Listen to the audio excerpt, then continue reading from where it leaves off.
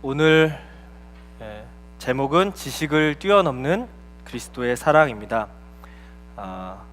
오늘 본문은 총 6장으로 구성된 에베소서의 전반부라고 할 수 있는 1장부터 3장까지 교회에 관한 아주 핵심적인 사안들의 마지막 부분입니다. 저희가 읽은 14절부터 21절까지는 내용상 두 부분으로 나누어질 수 있는데요. 14절부터 19절까지 사도 바울의 기도가 담겨 있고요. 20절, 21절은 기도의 연장선상으로서 하나님을 향한 송영이 담겨 있습니다. 저와 이 말씀 나누면서 하나님이 우리에게 주시는 기도의 제목들 우리 마음속에 좀 기억하기 원합니다. 먼저 3장 14절부터 19절까지 바울의 기도입니다. 사도 바울은 에베소 교회 성도들에게 보내는 이 편지를 시작하면서 처음 1장 15절, 19절까지 인사를 마친 후에 기도로 이 편지를 시작했습니다. 그리고 오늘 본문에서 바울은 이 편지의 앞부분의 내용을 기도로 마무리 짓고 있습니다. 구조적으로 1장부터 3장까지의 내용이 일단락된다는 것을 보여주는 동시에 내용에 있어서도 지금까지 우리가 1, 2, 3장을 통해서 배운 모든 진리의 말씀들이 우리 생활 속에서 실제가 되기를 주목하는 그러한 의도가 담겨 있다고 볼 수 있겠죠.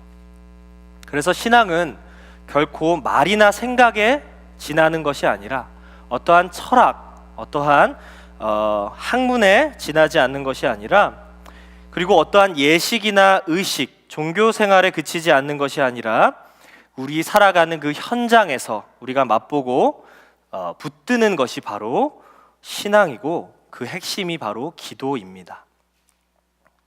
오늘날 많은 성도들이 기도를 그저 인사말처럼 그리고 안부처럼 이렇게 사용하지 않습니까? 가끔 이렇게 보면 성도들이 그런 일이 있으셨군요. 기도할게요. 기도하겠습니다. 이렇게 말해놓고 기도하지 않는 경우를 종종 보게 됩니다. 제가 자주 그랬어요. 늘 예는 제 예입니다. 그래서 기도를 인사말처럼 제가 기도하겠습니다 하는데 정작 제 자신은 기도를 안 하는 거예요. 근데 나중에 또 소식이 옵니다. 기도해 주셔서 감사합니다. 그러면 제가 그러십니까? 이렇게 말할 수밖에 없는. 그래서 어느 순간부터 기도하겠습니다 라는 말을 제가 아끼게 되더라고요. 조심스럽게 하게 됩니다. 그러다 보니까 문제는 이제 기도를 안 하게 되는 그런 아이러니에 빠지게 되는 거죠. 참 둘 다 어리석은 거죠. 그렇죠? 그런데 사도 바울은 누구보다 기도가 얼마나 중요한지 아는 사람처럼 이 첫 부분 기도로 시작하고 기도로 맺고 있죠. 그 기도의 핵심이 무엇입니까? 1장 17절에 기록된 것처럼 우리가 다 봤습니다. 지혜와 계시의 영을 주셔서 하나님을 알게 하시기를 기도하는 것이 처음 기도였어요. 그렇게 우리 마음의 눈이 밝아져야 하나님의 부르심의 소망이 어떠한지, 그 유업의 영광이 어떠한지, 그리고 그 소망을 이루시고 유업의 영광을 주시는 하나님의 권능과 능력이 어떠한지 깨달을 수 있기 때문에 우리에게 지혜와 계시의 영을 주시기를 간구하라고 그렇게 성경은 가르쳐 주었죠. 핵심이 무엇입니까? 지식입니다. 지식. 기도의 가장 큰 목적 중에 하나는요, 하나님이 어떤 분이신가를 아는 것이죠. 우리가 지금 목사님을 통해서 주기도문에 대해서 계속 배우고 있는데 핵심은 그 아버지 되신 하나님이 어떤 분이신지를 우리가 기도를 통해 배우는 것이 가장 중요한 핵심 아닐까요? 그런데 많은 사람들이 기도에 관해 오해합니다. 어떻게 오해하죠? 기도는 무언가를 구해서 그것이 응답되면 기도의 한 단계가 또는 한 과정이 끝난 것처럼 그렇게 오해합니다. 저는 목사지만 기도에 있어서는 정말 초심자입니다. 늘 기도가 어렵고 여전히 기도할 때 무슨 말을 어떻게 해야 할지 몰라서 가만히 앉아 있는 경우도 많습니다. 왜 기도를 해야 할까? 그런 고민을 하게 돼요. 기도의 목적이 무엇입니까? 기도의 본질이 무엇입니까? 한 가지 확실한 것은 기도를 해서 무언가를 받아서 그 기도가 끝나는 것이 아니라 기도는 우리 삶 전체를 통해서 하나님을 만나고 그분을 알아가는 과정이라는 것이죠. 뭐 하나 받으면 끝나고 무엇 하나 해결되면 기도 다 하는 것이 아니라, 물론 우리가 무언가 특별히 중요한 일을 위해서 따로 시간을 정해놓고 우리의 빵을 위해서, 우리의 일용할 양식을 위해서 기도하는 거 하나님이 너무 기뻐하시지만, 그것조차도 넓은 관점에서 보면 그 필요를 채우시는 하나님이 누구신가? 하나님의 성품은 어떠하신가? 그분은 무엇을 하시고 무엇을 행하기를 기뻐하시는가? 그렇게 하나님을 배움으로써 아주 독특한 방식으로 하나님과 교제하는 것이죠. 그럼 오늘 본문에서 구하는 내용은 무엇이죠? 우리 3장 14절 그리고 15절을 읽도록 하겠습니다. 다 같이 읽어볼까요? 시작! 이러므로 아버지 앞에 내가 무릎을 꿇고 빕니다. 아버지께서는 하늘과 땅에 있는 모든 족속에게 이름을 주신 분입니다. 먼저 바울은 하나님이 아버지이심을 가르쳐 주죠. 주기도문과 다르지 않습니다. 주기도문에서 배웠지만 하나님은 어떤 분이십니까? 거룩하신 아버지시죠. 거룩하신, 즉 초월적이시고 사람이 아니신 유일하신 분이 하나님이시고요. 그런데 그런 유일하신 분이 우리의 아버지입니다. 14절에 잘 보이진 않지만 이러므로와 아버지 사이에 그라고 하는 정관사 더가 붙어 있습니다. 그 아버지, 이스라엘 백성을 아들이라 부르시고 이집트에서 건져내신 그 아버지, 예수를 보내셔서 우리 같은 이방인들로 하여금 양자 삼으셔서 아버지 되어주신 바로 그 아버지, 그 아버지 앞에 우리가 마땅히 취해야 할 태도가 무엇일까요? 무릎을 꿇는 일이죠. 무릎을 꿇는 일입니다. 그래서 우리는 기도할 때 무릎을 꿇습니다. 경외의 대상이시고 예배와 찬양과 존경의 대상이신 우주의 왕이신 그분께 우리는 무릎을 꿇습니다. 그러면 우리의 마음이 낮아지고 주님이 높아지시고 우리 마음 가운데 평안이 찾아오죠. 왜냐하면 그것이 가장 적절하게 하나님을 대하는 방법이기 때문에 그렇습니다. 여러분 기도할 때 어떻게 기도하시나요? 제가 오랫동안 기도하는 습관이 하나 있었는데, 자기 전에 이렇게 기도 많이 하잖아요. 그러면 그대로 누워서 그대로 누워서 기도를 합니다. 그러다가 기도한지도 모르게 잠을 자죠. 근데 어느 순간부터 그렇게 하기가 좀 죄송하더라고요. 그래서 어떻게 했냐면 싹 돌아서 엎드려가지고 웅크리고 기도를 하다가 이제 자는 거죠. 사실 같이 와서 이렇게 기도하는 것도 좋지만 아무도 몰래 예배 초소에 나가서 이렇게 기도할 때 무릎을 탁 꿇면 어떻습니까? 그거 자체로 마음이 딱 낮아지고, 그렇죠? 하나님 계시지 하면서 기도하게 되죠. 마찬가지입니다. 우리 몸이 아무렇게나 해도 되는 것 같지만 사실 주님 앞에서 정말 실제로 무릎을 꿇고 우리 마음을 꿇을 때 합당하게 주님을 뵙게 되는 것이죠. 그 아버지는 하늘과 땅에 있는 모든 족속, 즉 모든 가족들에게 이름을 주신 하나님이세요. 부모가 자식에게 이름을 주지 않습니까? 그렇죠? 여러분의 이름 누가 주셨어요? 부모님이 주셨죠. 그렇죠? 전 제 이름이 사실 싫었어요. 어렸을 때 하도 놀림을 많이 당해가지고 싫었는데 지금은 너무 감사합니다. 부모님이 고심고심해서 여러분들께 이름을 주시죠. 마찬가지로 하나님께서 우리의 부모가 되어주셔서 우리에게 이름을 주시는 분입니다. 그 아버지께 우리가 무릎을 꿇고 기도하는데요, 무엇을 위해서 기도합니까? 그 내용이 3장 16절부터 17절에 나와 있습니다. 우리 같이 한번 읽을까요? 시작!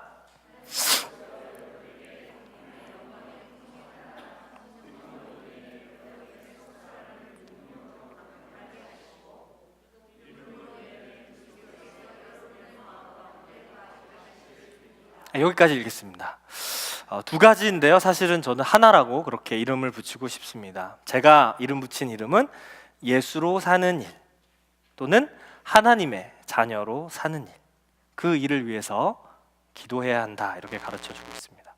첫째, 16절로 돌아가 보면요, 속사람을 능력으로 강건하게 하신다. 이 말은 우리 안에 있는 내면의 거듭난 사람, 우리 육체가 아니라, 우리 겉모습이 아니라, 우리 어떤 육체가 가진 그 죄가 묻어있는 속성이 아니라 우리의 속사람, 우리의 영혼과 의지와 마음이 관련된 그 거듭난 사람이 강해지도록 기도한다는 말이죠. 이렇게 속사람이 강해져야만 우리는 죄를 이길 수 있기 때문에, 순종할 수 있기 때문에, 그리고 하나님의 말씀을 즐거워하고 하나님을 기뻐할 수 있기 때문에 이것을 위해서 기도해야 한다, 이렇게 권면하고 있습니다. 그리고 또 기도하고 있습니다. 여기서 능력으로라고 기록된 표현은 예수님을 하나님께서 죽은 자 가운데서 일으키실 때 이 능력이라는 단어가 동일하게 사용됩니다. 하나님이 우리를 그리스도를 일으키시는 그 동일한 능력으로 일으키시고 우리 속사람을 살아나게 하시고 성령으로 도우시는 일을 위해서 간구하라. 이걸 다른 말로 표현하면요, 두 번째, 방금 17절에 나온 것처럼 그리스도께서 우리 마음 가운데에 거하시기를, 사시기를 간구하라는 거예요. 표현이 조금 다르지만 다른 이야기가 아니죠. 그렇죠? 성령께서 우리를 일으키시고 강건하게 하시는 일은 그 예수께서, 부활하신 구주께서 구주의 영을 보내심으로 우리 마음에 찾아오셔서 우리 안에 거하시는 일입니다. 너무 놀라운 일 아닌가요? 우리같이 허물 많고 더러운 그리고 어두운 이 마음 속에 그 존귀하신 주님께서 찾아오셔서 함께 거하시고 사시는 일, 그것을 위해서 기도해야 한다, 그렇게 가르쳐주고 있습니다. 그리스도로 인해서 우리같이 참 욕망이 많은 욕망 덩어리, 자기밖에 모르는 이기적이고 참 마음이 돌같이 단단해서 우리 매사에 하나님을 잘 인정하려 하지 않는 우리들에게 형용할 수 없을 만큼 아름답고 귀하신 예수께서 찾아오셔서 우리 안에 들어와서 사시기를 간구하라고 가르쳐주고 있습니다. 사랑하는 나자심교회 성도 여러분, 주님이 이 죄 많고 어두운 땅에 오신 것도 참 죄송한데 저와 여러분의 어두운 마음 가운데 오셔서 함께 사신다고 합니다. 우리가 예수로 살도록, 예수로 살지 않으면 우리 인생이 비참한 걸 아시고 우리 인생이 무익하고 헛된 걸 아시고 그 예수를 우리에게 주셨습니다. 여기에 우리의 소망이 있죠. 참 뻔뻔하고 게으르고 지혜가 부족한 인생들 같지만 우리 안에 예수가 사셔서 성령으로 우리 속사람을 강건하게 하시기에 우리의 삶이 비록 자꾸 실패하고 자꾸 예전으로 돌아가는 것 같은 그런 인생 같아 보이지만 우리 안에서 그분이 점점 더 잘하시고 그 주님과 동행하는 복됨이 저와 여러분 안에게 있는 것이죠. 아멘이십니까? 아멘. 그러면 어떤 방식으로 이런 일이 일어나는지 계속해서 말씀을 보겠습니다. 17절의 마지막 부분 우리가 함께 읽겠습니다. 시작. 여러분이 사랑 안에서 뿌리가 박히고 터가 굳어짐으로. 주님이 우리 안에 사시고 우리의 속사람을 강건하게 하시는 일은 사랑이, 뿌리가 사랑이라는 그 사랑으로 믿음의 뿌리가 박히고 터가 굳어져야 합니다. 17절 초반부에 보면 믿음으로 인해 라고 되어 있죠. 믿음으로 인해, 수단입니다. 믿음으로 인해, 그리고 사랑 안에서 혹은 사랑으로. 사랑 안에서 뿌리가 박히고 터가 굳어짐으로 우리는 이 예수께서 우리 안에 더욱 사시는 그 일이 우리 삶 가운데 일어나도록 할 수 있어요. 믿음과 사랑은 결코 나누어질 수 없는 신앙의 중요한 엔진입니다. 많은 사람들이 믿음만 따로 얘기하거나 사랑만 따로 이야기하기를 좋아해요. 그러나 본문에서도 그렇고 다른 본문들 갈라디아서 5장 6절에서도 사랑으로서 역사하는 믿음이라고 표현하는 것들을 보면 성경은 이 믿음과 사랑이 서로가 서로를 강화시켜주는 그러한 우리 신앙의 엔진인 것을 보여줍니다. 사랑 없는 믿음은 종종 맹신이 되죠. 목적 없이 왜 믿어야 하는지 모른 채 믿습니다 이렇게 외치는 믿음. 그래서 믿음 없는 사람들을 보고 비난하고 믿음이 없는 사람들을 우습게 보는 뭔가 잘못된 믿음들이 있습니다. 사랑 없는 믿음이 얼마나 많은 폭력적인 말과 행동들을 낳는지요. 성경이 말하는 믿음은 그런 믿음이 아니죠. 오히려 성경이 말하는 믿음은 사랑의 관계 속에서 그 주님을 신뢰하면서, 그렇죠? 그 주님을 믿음으로 더욱 사랑하고 사랑함으로 더욱 믿는 관계 속에 그 믿음과 사랑이 뿌리 내리고 터가 굳어지는 그 일이 바로 예수께서 우리 안에 사셔서 우리를 강하게 하시는 일이라고 표현하는 것이죠. 따라서 성경은 우리가 기도할 때 믿음으로 그리고 사랑으로 기도하라고 가르쳐 줍니다. 정말 쉬운 것처럼 보이지만 기도할 때 믿음으로 그리고 주님을 사랑하면서 기도하는 일이 왜 이렇게 어려운지 모르겠어요. 그런데 그것이 아니고는 하나님의 실제를 경험할 수 없습니다. 하나님의 사랑을 맛볼 수도 없습니다. 기도는 믿는 사람들에게만 실제가 돼요. 너무 이상한 일이죠. 다 같이 기도해도 정말 그것을 믿고 기도하는 사람들에게는 그것이 실제가 됩니다. 정말 너무나 중요한 사실이죠. 믿음은 사실 우리 모든 영역에 작용하지 않습니까? 그러나 그 믿음이 어떤 믿음인가를 알 수 있는 자리가 바로 기도의 자리입니다. 기도의 자리야말로 우리의 믿음의 핵심을 보여주는 자리이죠. 여러분은 기도하러 나가실 때 어떤 믿음을 갖고 주님 앞에 서십니까? 오늘 기도하러 나오셨잖아요. 성가대 연습하러 오신 거 아니죠? 기도하러 오셨잖아요. 어떤 마음으로 오세요? 정말 주님이 오늘 들으신다, 듣고 계신다 그런 마음으로 오셨습니까? 확신하기보다는 확신 없이 기도하는 게 어쩌면 우리 삶 가운데 더 자주 일어나지 않나 그런 생각이 듭니다. 동시에 여러분 기도할 때 정말 주님을 사랑하며 기도하십니까? 어느 연인보다 달콤한 그 주님의 음성을 듣고 그 주님과 만나는 시간 속에서 그 주님의 사랑을 듬뿍 느끼기 위해서 기도의 자리로 나아가십니까? 기도의 동기가 만약 이러한 믿음이 아니라 이런 사랑이 아니라 그저 우리가 원하는 것을 타내기 위한 수단이라면 이 기도는 이 신앙의 뿌리를 내릴 수가 없죠. 신앙은 형식이 아니라 내용이고 마음의 고백이기 때문입니다. 만일 우리가 기도할 때 하나님을 향한 사랑이 자라지 않는다면 어쩌면 그것은 잘못된 기도일 수 있습니다.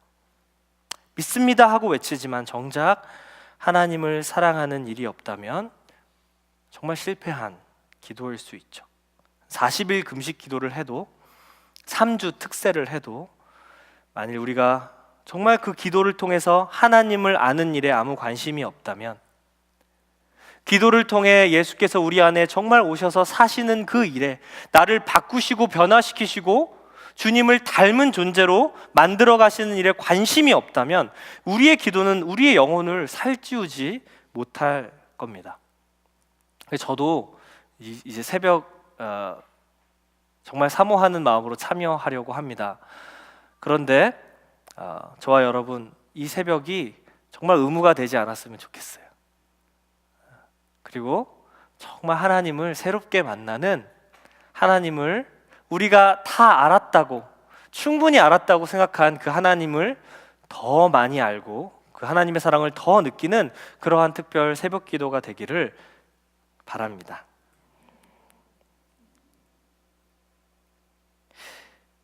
우리의 기도가 믿음으로 그리고 사랑으로 뿌리 내려진다면 그것을 통해 우리가 얻는 것은 무엇일까요? 18절과 19절 한번 같이 읽어볼까요? 같이 읽겠습니다. 모든 성도들과 함께 능히 그리스도의 사랑의 너비와 길이와 높이와 깊이가 어떤지를 깨닫고 지식을 뛰어넘는 그리스도의 사랑을 알아 충만하게 되기를 기도합니다. 이 기도를 통해서 우리가 주님이 정말 우리 안에 사시고 속사람이 강건해지고 뿌리를 내리면 하나님의 사랑을 또 깨닫는데요. 참 아이러니하지 않습니까? 제가 제목을 지식을 뛰어넘는 사랑 이렇게 붙였는데요. 알라고 기도하라고 해놓고서 그럼 강해지기를 강구하라고 그렇게 해놓고서 그러면 뭐가 우리에게 주어집니까? 그럼 더 많이 깨닫는데요. 그리스도의 사랑을 깨닫고 아는 것, 그것이 우리 기도의 가장 중요한 목적이기에 순한 논법이죠. 다시 이야기하고 있습니다. 여기서 중요한 전환이 일어나는데요. 하나님을 아는 것, 그분의 사랑을 깨닫는 일은 사실은 그리스도의 사랑을 아는 것과 다름없다고 그렇게 강조하고 있습니다. 그리스도의 사랑을 아는 일, 그것은 그리스도의 어떤 한 부분을 아는 데 그치는 것이 아니라 그분의 모든 부분에 있어서의 사랑을 깨닫는 일이 되어야 한다고 가르쳐 주는 것이죠. 그래서 사도 바울은 이렇게 표현하는 겁니다. 사랑의 너비와 길이와 높이와 깊이가 어떤지를 깨닫고, 예수의 사랑의 너비, 모든 세상을 덮을 만한 그 사랑, 모든 인류를 구원하시고자 자신을 내어주신 사랑, 예수 사랑의 그 길이, 모든 세대, 모든 시간에 걸쳐 영원 전부터 영원까지 결코 사라지지 않을 우리 구주의 그 끝없는 사랑, 예수 그리스도의 사랑의 높이와 깊이, 하늘에까지 이르러 모든 하나님의 백성들에게 미치고 가장 낮은 곳까지 내려가셔서 죽음을 이기신 그 사랑, 어떤 한 부분을 우리가 깨닫는 것이 아니라요, 하나님의 그 크신 부요하신 사랑을 우리가 모두 깨닫게 되기를 하나님 원하신다는 거죠. 하나님 이거 해주셔서 너무 감사해요. 이렇게 살았더니 정말 주님 이런 보너스들도 있군요 하는 그런 정도의 크기의 사랑이 아니라 모든 것을 내어주신 그 하나님의 사랑의 크기, 너비와 높이와 깊이와 그 길이를 우리로 하여금 깨닫도록 그렇게 기도하라고 권면하고 있습니다.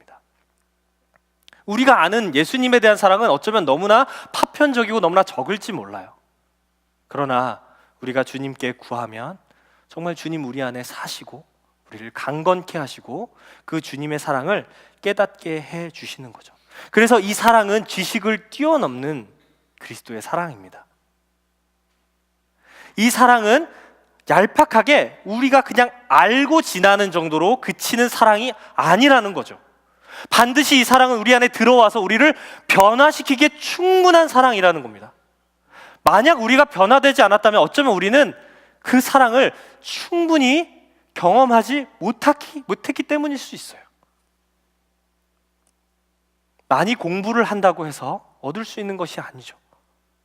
기도의 자리에 나아가서 그 초월적인 거룩하신 하나님 앞에 무릎을 꿇고 그 주님을 초청할 때 우리가 몰랐던 하나님의 아름다우심과 그 긍휼하심과 풍성하심을 경험하며 우리는 얼마나 우리가 한없이 보잘것없고 얼마나 주님께서 존귀하신지, 그리고 그 존귀하신 주님께서 우리를 향해 보여주신 사랑이 얼마나 큰지 알게 되는 것이죠. 동의가 되는 거죠. 온몸 구석구석 처세포까지 이런 방식으로 주님이 나를 사랑하시는구나. 어쩜 나같이 정말 매번 실패하고 매번 그 자리로 돌아가는 이 사람에게 끝까지 참아주시면서 사랑하시고 끝까지 참아주시면서 가르쳐주시고 그렇게 사랑하실까? 우리 같은 사람 안 쓰는 게 주님은 더 편하실 텐데 어떻게든 만들어서 내 사랑을 배우렴. 이게 내가 너를 향한 사랑이었다 가르쳐 주시기 위해서 하나님은 우리를 끝없이 그 사랑의 자리로 초대해 주시는 거죠. 그러면 우리가 어느 경지까지 가게 되냐면 19절 하반절에 있는 것처럼 하나님의 모든 충만하심의 정도에까지 충만하게 되는 겁니다. 많은 주석가들이 이것이 이 기도의 절정이다 이렇게 표현해요. 충만함을 경험하는데 충만하게 된다. 무엇에 의해서 충만합니까? 지금 수동태인데 그리스도의 사랑에, 그리스도의 그 은혜에 충만하게 되는 것이죠. 그 충만함을 경험하며 사는 사람들이 하나님의 자녀입니다. 하나님이 얼마나 우리를 사랑하시는지, 그분의 사랑에, 그분의 존재에 가득 채워진 존재들이 하나님의 자녀들이에요. 그러니까 당연히 지식을 뛰어넘는 사랑으로 우리는 살아갈 수 있는 것이죠. 지식이 중요하지 않다는 말이 전혀 아니죠. 우리가 알고 깨닫는 것이 너무나 중요한데 그 깨달음을 뛰어넘어서 정말 하나님의 사랑의 본질에 우리가 다다라야 우리는 그때 그리스도인이라 불리게 됩니다.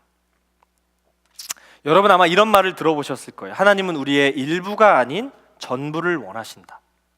너무나 맞는 말씀이죠. 하나님께서 사랑하신 아들을 내어주셨을 때 그분이 원하신 것은 그 예수 그리스도의 십자가의 사역을 통해서 막힌 담을 허시고 우리가 그 사랑에 감복하여서 스스로 돌이켜서 하나님께 돌아가되 그저 구원만 받는 것이 아니라 무언가 하나님이 주실 그 혜택만을 바라는 것이 아니라 하나님께 우리의 전 존재를 드리는 것이 주님이 원하시는 일 아니셨겠어요? 탕자가 그 아버지께 온전히 돌아가서 아들의 지위를 회복하고 함께 잔치를 여는 것처럼 그저 돌아간 것에 그치는 것이 아니라 우리가 하나님께 완전히 받아들여지고 우리의 모든 것이 하나님께 드려지는 그러한 정말 깊은 사랑의 관계를 위해서 하나님 그 예수 우리에게 주신 것 아니시겠어요? 어쩌면 우리는 우리의 전 존재를 드리는 일이 불가능하다고 그렇게 여기며 한평생을 살지도 모르겠습니다.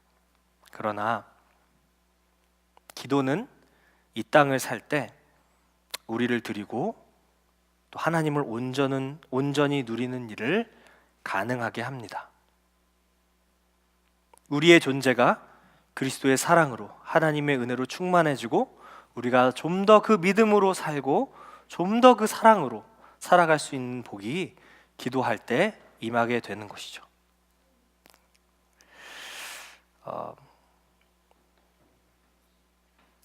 한 해를 이렇게 여러분 쭉 보내오셨는데 어떻게 보내셨어요? 여러분이 무엇에 가장 신경을 쓰면서 이 한 해를 보내셨나요? 여러분들 각자 마음에 품으신 것이 있겠죠. 우리 교회 차원에서는 무엇이 가장 중요한 안건이었죠? 예배를 세우는 일이었습니다. 예배를 세우는 일.